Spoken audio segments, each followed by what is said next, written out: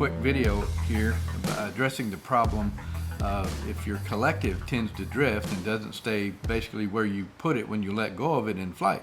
So if you're flying along and you let go of the collective, R44, R22, if it's adjusted correctly, it should stay right there. The collective should not drift downward, lowering and going to a lower power setting over time. Say you let go of the collective, you reach up here and you're doing a radio change in flight, the collective should not drift down. If that's occurring in your aircraft, whether R22 or R44, it's usually one of two problems. The first of which is it's just a simple adjustment on the set screw on the friction itself that provides some passive friction to the collective so that it doesn't drift down. I'll take you out here in the shop here and show you exactly what I'm talking about here in just a second. Okay, so if you got a R44 and the friction tends to drop, when you let go of the collective it tends to creep down some, or particularly when you apply carburetor heat, the collective comes down excessively. The adjustment, and again you need to be a mechanic to make the adjustment, but the adjustment is right here. This is the slider here, this is the friction on the collective. You pull up, you see that little set screw here slides up and down on the slider.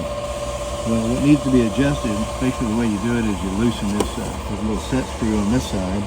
You see it right here. Set screw there, then you adjust this screw here to provide a certain amount of tension to raise the collective. But again, you need to be a mechanic to be able to adjust it, but that's where the adjustment's done, and you can adjust that so that the collective doesn't drop excessively when you apply the carb heat. Okay, the second cause of it may be that slider where as you raise the collective, that set screw rides up and down in that slider. That slider can wear in the center section of the little plate basically.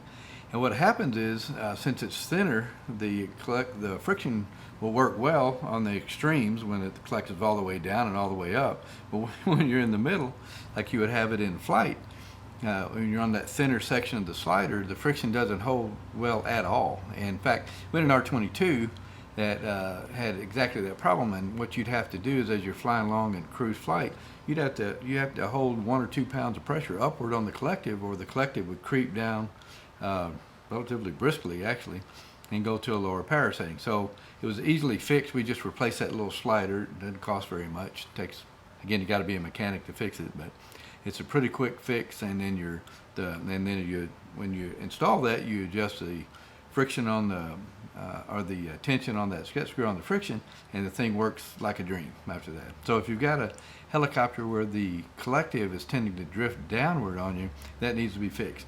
Where it really becomes an issue is when you reach up, if you're flying a Raven 1 or a R22, when you apply the carb heat, when you pull up on that carb heat, if the collective friction is not adjusted correctly, the collective will come down and go to a lower power setting.